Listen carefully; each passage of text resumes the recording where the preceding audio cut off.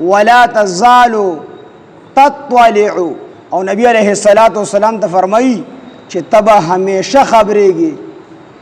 همیشه خبرېږي على خائنة منهم د دوی په خیانت باندې دی بخ ولا تزالو تبا همیشه خبرېږي على خائنة منهم د دوی په خیانت باندې یعنی همیشه به دي تاسو سره خیانت کوي د دې کار ته دي تاسو سره خیانت کوي خیانت سمانه دوکباز دی به همیشه د بار چې کوم دي تاسو سره دوکه کوي دي تاسو ته خیر نه در رسی دا دوکباز کوم دی يهود دی به همیشه د بار تاسو سره دوکه کوي د يهودو کې غټه کورنۍ راولګېده او د یوې وړې کورنۍ د یو زنانه سره بدکاري وکړه دواړه شادي شوده او دا جینۍ شادي شوده وا دا الګ شادي شوده چې کله د يهودو علماء له خبره لاړله هغه خبره اپل دی په لکول ولي هغه خاندان غټ خاندان او غالب د غټ خاندان سره تعلق ساتو نو ادب التورات یو د شادي شوده سړی او د شادي شوده خزې چې یو به سره بدکاری وکي نو د دې سزا رجم دی دیو په کانو باندې مړه کوي دواړه کو دواړه شادي شوده نو دواړه په کانو باندې مړه کوي او کو یو شادي شوده یو غیر شادي شوده نو کم چې شادي شوده دی په کانو باندې مړ کوي کم چې غیر شادي شوده هغه ته کوړې ور کوي تورات کې هم دغه سزا مذکور وا او قران مجید کې هم دغه سزا مذکور ده نو دی دغه غټ سړی له سزا نه ورکوله چې کوم عام خلکو پبلک دا را پاسې د احتجاج شروع چې کله زمون غریبانو کې څه نقصان وشي او دغه شان د زنا زمون نه صادره شي بدکاری صادره شي نو تاسو مونږ له درجم سزا راکوي او چې دا د غټ خاندان والا دین درته سزا نه ورکوي نو خلک راپورته شو چې خلک راپورته شو دی خو بیا مجبور شو اختلاف را ته جوړیږي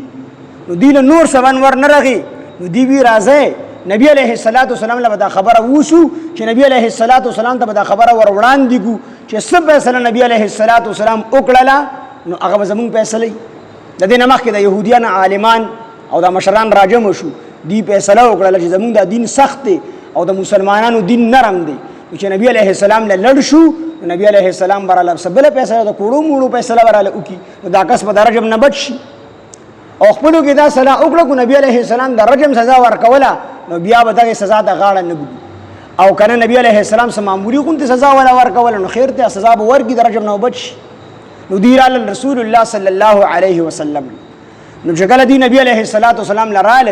او د خپل مسله ورته وکړه چې دک شان دي زمون په خاندان کې چې کوم دي دوه کسانو نه بدکاری صادره شوې ده بدکاری کړې ده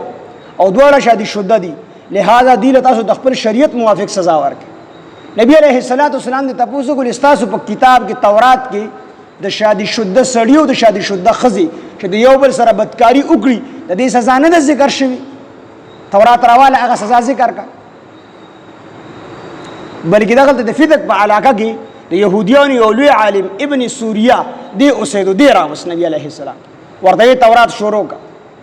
او تورات کې چې کوم حکم د بدکارۍ راغلي دي چې شادي شوده سړی او شادي شوده خزي زنا وکړه هغه سزا بیان کا نو ابن سوریا چې راغه تورات شروع کو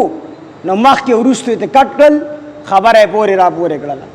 مخ کې ورستو ته کټل لکه څنګه الحمدلله رب العالمین نو اهدنا الصراط المستقیم مخ کې چې کوم د رجم حکم هغه پکې خزب کو هغه پټ چې هغه پټ کو خواط عبد الله بن سلام رضی الله عنه ناس هغه دې کذب عدو الله نبی علیہ السلام دوی د الله پیغمبر دی د الله دشمن دروغ وي وی دا ګوته تل ریکا مخ کې منس کې چې کوم دې حساب پرې خدلا نو هغه چې دوباره حکم وي نو هغه کې هم اک حکم مذکور کوم چې د مسلمانانو په کتاب کې مذکور چې د شادي شوده سړی او شادي شوده خزا دواړه برجم کې نبی علیہ السلام بیا دواړه رجم کې نو دې دغه تم دوکه کوله نو نبی علیہ السلام د الله فرمایي چې دا يهود به همیشه د بارتا سره دوکه کوي دا دوکه باس کوم دي ولا تزالو تطلع او تبه همیشه خبرېږي على خائنة منهم د دوی په خیانت باندې الا قليلا منهم مگر لګ د دوی نه خیانتګر نه دی الله وي مگر لګ د دوی نه خیانتګر نه دي ډېر کم کسان هغه دسي دي چې هغه خیانت نه ګیره کده عبد الله بن سلام رضی الله عنه په شانتي یا د عبد الله بن سلام رضی الله عنه چې نور کم متبعين د سره ایمان راوړو لکه غوند کسانو د يهودو نه چې کوم دي ایمان راوړي دي نو الله وی دغه خیانتګر نه دي نور دا ټول خیانتګر دي